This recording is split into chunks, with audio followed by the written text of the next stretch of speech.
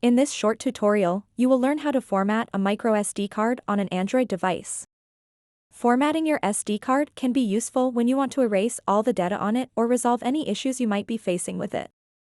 So make sure to watch this video until the very end to understand the tutorial properly.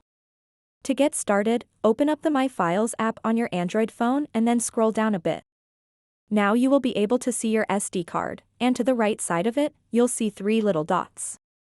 So go ahead and tap on these 3 little dots. And then it will give you 2 different options. Simply tap and select Format to format your microSD card.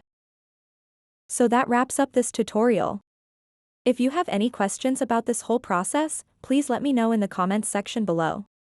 And if this video helped you out, please give it a big thumbs up and subscribe to this channel for more tutorial videos like this one. Thank you so much for watching and have a good day.